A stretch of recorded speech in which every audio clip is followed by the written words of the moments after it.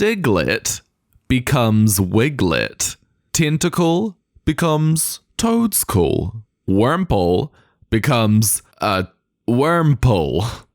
I'm gonna need to explain this a lot better. If there's one thing you should know about me, it's that I'm a Hoenn baby through and through. Just can't get enough of this place. One of my favorite areas in the whole wide Pokemon world is Route 101. I've been on a quest to shiny hunt every single Pokemon from here. That's right, all 3 of them. I've been here for 3 years. Over the years, I have become very fond of Zigzagreen, Wyrmple, and Primyena, so I wanted to do a little fakemon challenge with them. Now, I haven't really made a Convergent Pokemon on this channel yet, but it's not my first rodeo. I did make some back when Scarlet and Violet released, and I got roasted. So it's time to redeem myself. Let's wander into the tall grass and just see what waits for us. So, a major thing with Convergent Pokemon is that they are not the same Pokemon as the one they're based on. This little project stemmed by my little Twitch community talking about how cool it would be to have a Zigzagoon that is a grass type, a Zigzagreen if you will. So of course I had to make it. As always, attempt number 1 was a total scrap.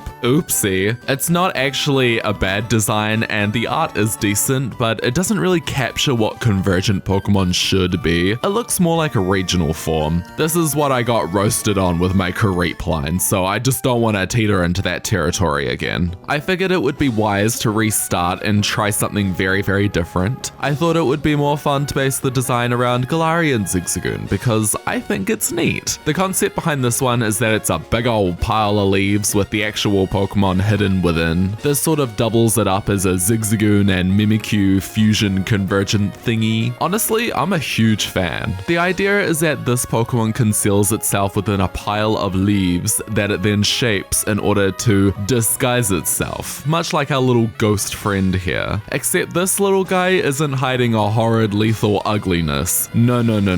It just wants to protect itself from being attacked. So its disguise is more of a survival technique. The leaves are based on a maple leaf and other assorted autumn leaves, and the overall composition is very much reminiscent of those autumn leaf piles. If you play The Sims 2, you know what I mean. Or, I don't know, if you go outside. Even the face is made up of foliage. These ain't real eyes. This isn't a real nose, and this tongue is actually a leaf. It's all a facade. Before I show you the final creature, we're gonna move on to the next little guy, Wyrmple, which is also just going to be called Wyrmple, but you'll understand why this makes sense, just hear me out. I was a little lost on how I would change this up to be a completely different Pokemon. It's actually really difficult making convergents that aren't just regional forms. For some reason, I unlocked a core memory of when I would just fish endlessly in Animal Crossing during 2020. I learned a lot about fish that year, and one of those fish I learned about were neon tetras. I did a quick search and found that they are kind of perfectly shaped for a Wyrmple-esque design. I imagine much like Wishy-Washy, these Pokemon would school, but I doubt they'd have an additional form. Reason number 1 being, I think that would detract from what Wishy-Washy already brings to the table, and number 2 being, I don't want to draw it.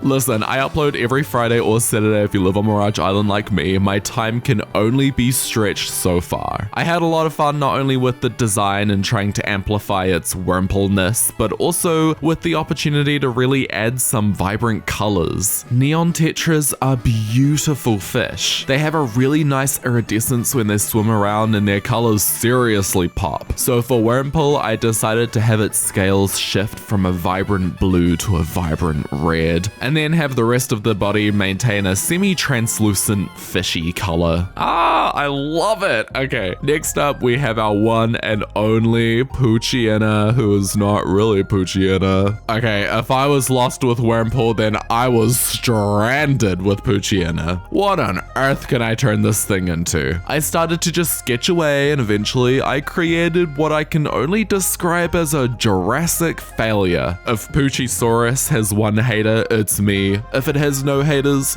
I'm dead. Immediately after that little fumble, I went back to the drawing board until I eventually started to form something that could kind of work. Maybe it could be some kind of primate. It's not really a monkey or a gorilla, but maybe something in between. I did some surface research of apes and found that their features could be translated into a Convergent mon for our little pooch here, so I proceeded. The first sketch was alright, but I wasn't 100% sure on the design. It was still kind of just boring to me. I thought I'd just reach out to a couple of friends who were very kind and able to help me reach a design that I was happy with. I shifted a few details, and before I knew it, I had a brand spanking new Primyena who wasn't a dog. Yippee! Also, I'm staying true to my word. Last week, I spoke about how sketching with color has really helped me make better designs, and I've been doing that this week too. And yeah, it's a massive help. Never before have I ever had such an easy time just finishing up each drawing. The only side effect is that now the coloring process is becoming as much of a drag as the line art process, because it's now just something I'm doing again. But I'm huffing copium as we speak. I'm doing fine, don't worry about me. After all of that drawing and creative art making, I can finally present to you my brand new, very awesome Convergent Pokémon based on the Hoenn Route 101 Wild Pokémon. That's probably going to be the video title. I'm